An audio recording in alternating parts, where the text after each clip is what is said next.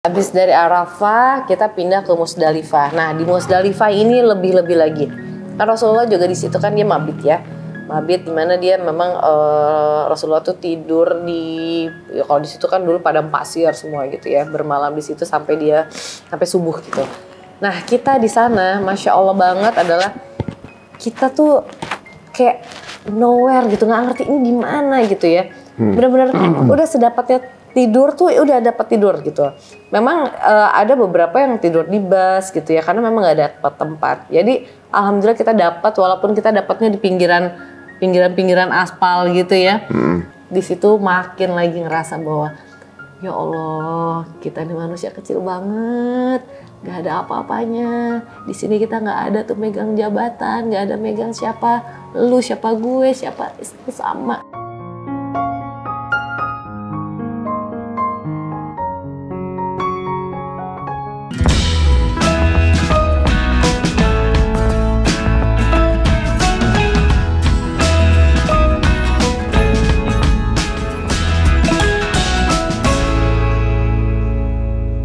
Aku dengar cerita juga ya dari Pipi juga sih, ketika orang menghatamkan Quran di saat Arafah itu, malaikat semua turun untuk ngerayain gitu, untuk apa namanya, mesain lah gitu buat yang hatamin. Jadi, aduh, makin banyak lagi kayak ya Allah sayang banget kalau nggak ngelakuin sesuatu yang besar gitu di situ.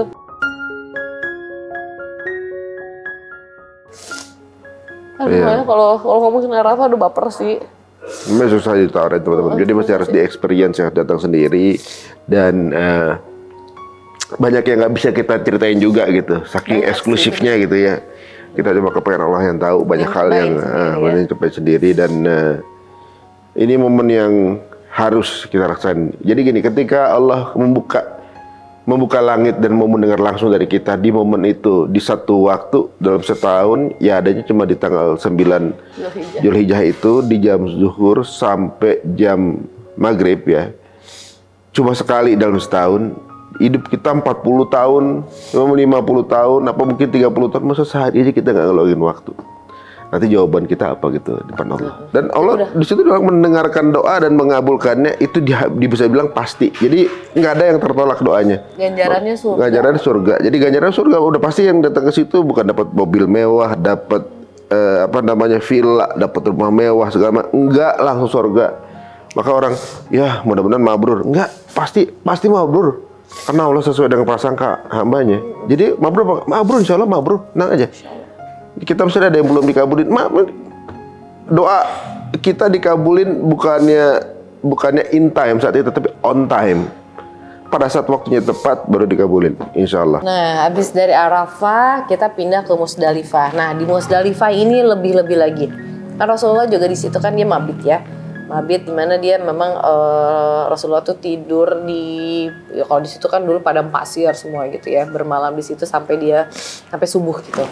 Nah kita di sana masya Allah banget adalah kita tuh kayak nowhere gitu, nggak ngerti ini di mana gitu ya. Benar-benar udah sedapatnya tidur tuh udah dapat tidur gitu. Memang ada beberapa yang tidur di bus gitu ya karena memang nggak dapat tempat. Jadi alhamdulillah kita dapat walaupun kita dapatnya di pinggiran aspal gitu ya. Di situ makin lagi ngerasa bahwa ya Allah kita ini manusia kecil banget, nggak ada apa-apanya. Di sini kita nggak ada tuh megang jabatan, nggak ada megang siapa lu, siapa gue, siapa itu sama.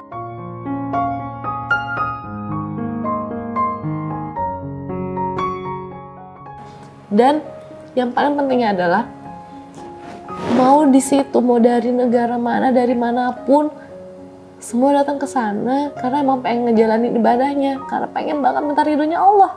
Itu yang selalu bikin baper tuh di situ. Bayangin, perjalanan haji itu ya kalau kita bilang ya, itu perjalanan fisik banget ya buat kita gitu. Makanya kita lebih nganjurin kalau buat teman-teman yang masih muda, nggak ada salahnya buat daftar dari sekarang. Karena jangan sampai nunggu, tunggu deh ntar gue tua aja, ntar gue nunggu tua aja. Sayang banget, karena memang nanti takutnya kalau misalnya udah tua, ya istilahnya tenaga udah beda lah ketika kita masih muda ya.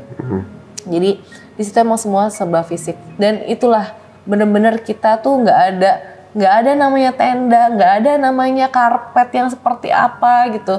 Kita tidur tempat tikar gitu ya. Mau ada yang dapat karpet ada, karena emang dari pihak Saudinya udah nyiapin karpet. Tapi ya karpet yang udah lusuh gitu ya.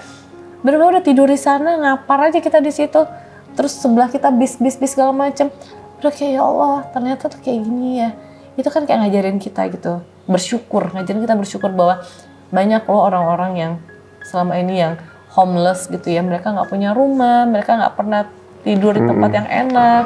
Kita selama ini tidur di kasur yang empuk, bantal yang enak gitu. Tapi sekarang kita disuruh tidur di situ bener-bener beralaskan tikar, di mana tanah tuh masih panas banget karena kan suhunya seharian ya dipanasin. Jadi itu cuma beralaskan tikar, entah misalnya mau tambahin sejadah atau apa, itu masih terasa di badan kita. Itu kayak ya Allah gitu. Bukan masalah kita direndahkan, enggak sih. Diingetin kayak kita nanti pada masyar nanti itu seperti apa gitu. Kita berada di dalam golongan-golongan seperti apa? Apakah kita dalam golongan yang cerah mukanya karena kita beriman dan kita berada di telaganya Rasulullah, atau kita orang-orang yang sibuk dengan penyesalan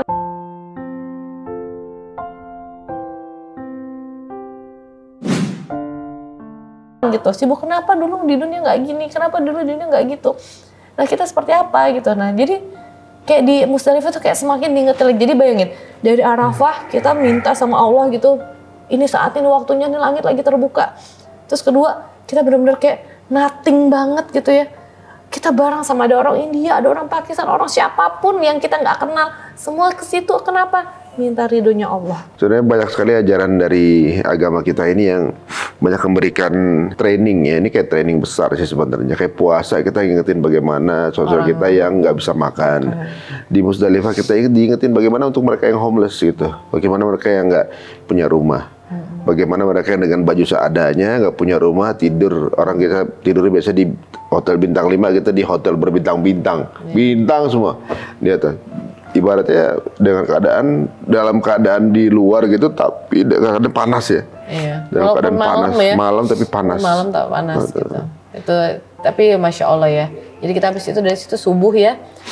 Selepas subuh kita langsung balik ke Mekah untuk tawaf ifadah supaya kita bisa menyelesaikan ihram kita.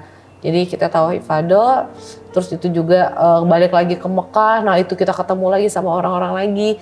Ya Allah beneran, kita tuh kayak kecil banget ya. Ya nggak sih? Di antara berjuta-juta orang, semua di situ muterin Ka'bah gitu ya. Minta ridhonya Allah gitu. Terus habis dari tawaf ifadah kita sa'i gitu. Semakin ngingetin lagi gimana perjuangan Bunda Siti Hajar gitu ya. Sama Ismail gitu di situ, Nabi Ismail. Dan bener-bener walaupun pas kita umroh kayak berat banget kan, sa'i itu kan jauh banget kan. Tapi kemarin tuh udah walaupun rame, itu ramai yang pernah aku jalanin sih, rame banget. Jadi kita jalan tuh stepnya tuh nggak bisa gede-gede gitu, tapi stepnya emang kecil-kecil. Tapi asli nikmatin. Semuanya nikmat ya teman-teman. Untuk yang mungkin yang cuma ngelihat di gambarnya, videonya bagaimana ramai orang lagi tawaf. Itu kayak ngingetin bahwa semuanya gerak pelan muterin, cuma Ka'bah doang yang diem ya kan. Itu kayak ngingetin bahwa Allah ini poros di depan kita gitu. Kita mau muter kayak gimana, Allah pusatnya tuh di Allah gitu. Kita di situ kan terombang-ambing kanan kiri gitu, tapi gak ada masalah selama kita masih nggak jauh-jauh dari Allah gitu. Karena kita berputarnya diputar di Allah. Itu kan kelihatannya jadi gede banget kan, karena memang itu dia pas ketika muter ngeliatin Ka'bah gitu. Ya Allah ngeliatin Ka'bah. Sampai lewat abis dari Hajar Aswad ngelewatin pintu Mutajab itu harus sedih gitu. Ya Allah, kita udah sampai depan pintumu nih gitu kan. Aduh. Pas kita nyam bismillah ya Allah Akbar. Aduh. Ya abis itu kan langsung pintu Mutajab tuh ke dalam hati kayak ya Allah, saya udah sampai depan pintumu ya Allah, saya minta ini ya Allah gitu kan, kayak udah sampai depan pintumu, kepengen diampuni dosanya, mohon ya Allah diampuni. Merengeklah meminta untuk kebaikan keluarga kita di tanah air.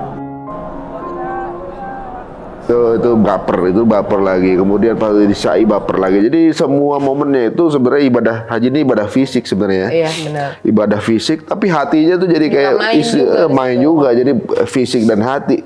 Jadi dia bisa-bisa tuh udah capek badan, hati kayak digebukin gitu kan. Udah sampai hotel tinggal capek dong tidur. Nah, kita sempat ya ke hotel dulu. Nah, habis itu ngelontar lagi. Nah, ngelontar itu kan simbolnya itu kan kita melempari setan kan, melempari syaitan. Tapi sebenarnya makna dari melempar jumroh itu bukan sekedar lempar batu ke setan. Coba bayangin, setan emang dia bisa tuh ketika kita lempar nih di jumroh gitu ya, lempar jumroh itu, terus dia bisa takut? Enggak, makin dia akan menunjukkan siapa gue gitu istilahnya. Nah, inilah yang kita bilang kenapa kita harus ada bekal ilmu tadi. Karena supaya memaknai apa sih yang harus kita lempar ini, yang kita buang batunya apa maksudnya. Nah, ternyata itu dia, buang keburukan-keburukan yang ada dalam diri kita. Sifat gitu. jelek kita. Sifat jelek apa? Kesombongan, terus keras kepala, hawa nafsu, apapun yang buruk dalam diri kita merefleksikan diri. Apa nih, supaya nanti pas kita pulang, kita insya Allah kita berikhtiar gitu dengan apa yang kita udah lemparin di situ, kita ikhtiar buang ya Allah. Ketika kita buang tuh sambil kita ikhtiar, insya Allah pas nyampe di tanah air di Indonesia kita nggak balik lagi kayak gitu. Nah itu pokoknya itu juga ya, lempar jumroh itu, masya Allah itu tempatnya tuh gede banget, tapi semua orang ada di sana dan tetap antri, tetap ya ada aja ya dorong-dorongan atau apa segala macam itu pasti ada, tapi tetap nikmat banget. Ini Mas Ari juga orang kita kan lempar, terus kita mau doa bareng-bareng gitu kan. Dia lama banget udah ngelempar gitu ya. Soalnya gini, satu rangkaian urusan perhajian ini ditutup dengan lempar jumrat itu kayak semacam Allah tuh kalau secara nggak langsung menurut aku ya, bisa aja gini. Ini ada kemabruran yang mau kita ambil, tapi dengan syarat kita berubah kan. Ibaratnya tanda-tanda orang yang haji mabrur adalah mereka yang kehidupan setelah hajinya berubah. Sifat jeleknya menghilang gitu, maksudnya dikurangi atau menghilang, ibadahnya dinaikin, kemudian banyak sifat baiknya yang lebih tinggi. Nah, itu seperti kayak gini, oke, lu bisa jadi mabrur soalnya gitu, tapi buang dong sifat jeleknya. Nah itu kayak perjanjiannya, oke saya buang kemalasan saya ibadah ya Allah gitu. Dia kayak komitmen gitu. Oke saya buang apa lagi ya, saya buang ini, saya nggak mau lagi hilangkan kenikmatan untuk bermaksiat ya Allah gitu. Semua itu kayak komitmen kita gitu. Kalau kita benar-benar ngejalanin itu, ini kemudian kayak teken kontrak gitu, kayak janji gitu. Saya nggak mau lagi nih ya Allah gitu. Ngilangin setan gitu, kayak secara fisik kita kayak mau ngelemparin hal-hal jelek dari kita. Dan mudah-mudahan kita bisa ngejalanin karena kita udah ngerasa janji. Kemudian pada saat kita ngejalanin hal tersebut kan berubah kita. Mau nggak mau berarti syarat bukti kemampuran. Dan kita tahu apa yang bikin kita jelek gitu ya. Maksudnya cuma kita sendiri kan yang tahu. Kita sendiri yang tahu kan. Jadi kita paham apa yang kurang dalam diri kita. Jadi ya itu sih. Jadi lempar jumroh itu juga aku pikir awalnya kayak udah cuma lempar batu doang yang kita ambil dari Musdalifah, kita lempar, tapi ternyata maknanya ada yang orang mungkin nggak paham, cuma ngelemparin setan soalnya cuma ngelempar batu gitu. Orang ada tuh sampai semangat mau lempar gitu, tapi itu dia maknanya apa gitu dari kita. Makanya ada yang kalau di kita tuh ada yang lempar rokok karena dia mau berhenti ngerokok misalnya, itu salah satu buktinya gitu kan, bahwa yang dibuang tuh sifat jelek itu misalnya. Itu salah satu contoh. Ada yang memaknainya bahwa itu setannya di situ kan gitu. Kalau emang setan itu di situ, berarti setannya udah membesar karena dulu jumroh tuh kecil, sekarang udah gede kayak gitu. Berarti setannya makin lama makin gede kan gitu.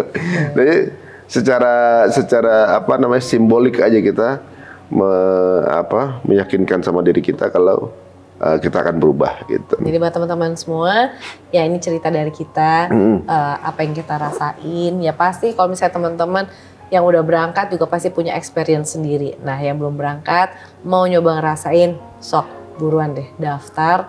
Karena memang itu dia tadi sekali lagi kita bilang bahwa haji itu luar biasa dari segi biaya plus juga dari segi waktu. Kita nggak pernah tahu kita daftar hari ini entah berapa tahun lagi atau malah besok, tahun besok teman-teman bisa dikasih. Karena itu semua adalah panggilan Allah. Kita nggak pernah tahu bagaimana kita cara berangkatnya ya. Kita lagi Ramadan kemarin berharap bisa kali berangkat haji. Sampai lebarannya pun kita nggak tahu kalau kita bakal berangkat haji. Tapi setelah lebaran kita tiba dapat kabar mau berangkat haji nggak? Astagfirullahaladzim. Insya Allah ya. Betul ya. Ya teman-teman mudah-mudahan juga punya takdir yang nggak kalah manis mengenai ini, dan ini pengalaman manis buat kita berdua. Mudah-mudahan kita bisa memaknai kehidupan lebih baik ya. Amin. Oke, kita doain teman-teman berangkatlah tahun-tahun depan dalam waktu dekat. Amin. Amin ya rabbal alamin. Assalamualaikum warahmatullahi wabarakatuh.